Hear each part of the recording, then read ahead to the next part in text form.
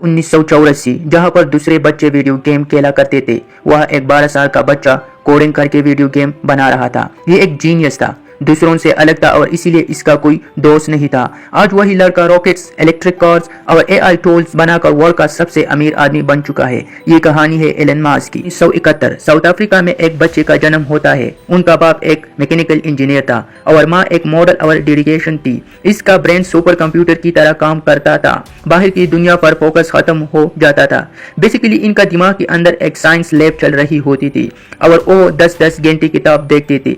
वो अपने कजन के साथ खेलते थे। तभी इनकी कजन ने कहा कि इनको अंदर से डर लगता रहा है। जवाब में एलन ने कहा, darkness is only the absence of light. Elon इसी तरह लोगों को लॉजिकली तरीके से जवाब देता था, जिसकी वजह से दूसरे बच्चे इसको पसंद नहीं करते। एक बार स्टूडेंट ने इसको सीढ़ियों से नीचे फेंक दिया, हॉस्पिटल में एडमिट किया, लेकिन इन सब इंसिडेंट ने एलन को स्ट्रॉन्ग बनाया और फैन और हार्डशिप के लिए मजबूत बना दिया। एलन का एक हैप्पी फैमिली थी, लेकिन फिर एक साल में सब कुछ बदला गया और इनके पेरेंट्स का डाइवोर्स हो गया। लेकिन एलन ने कहा कि वो अपने फादर के साथ रहेंगे। 10 साल की एज में एलन ने एक कंप्यूटर देखा और अपने फादर से उस कंप्यूटर खरीदने की जिद शुरू की और कुछ वक्त बाद एक 5 KB वाला कंप्यूटर मिल गया और साथ में एक बेसिक प्रोग्रामिंग लैंग्वेज वर्कबुक भी मिला। ने 3 डेज में नॉन स्टॉप सब लेसन को कंप्लीट किया। 1984 में तकरीबन 12 साल की उम्र में इसी कंप्यूटर में कोडिंग करके एक वीडियो गेम बना दिया और इसका नाम रखा ब्लास्टर। और फिर इसने ब्लास्टर गेम को एक कंपनी को $500 में भेजा।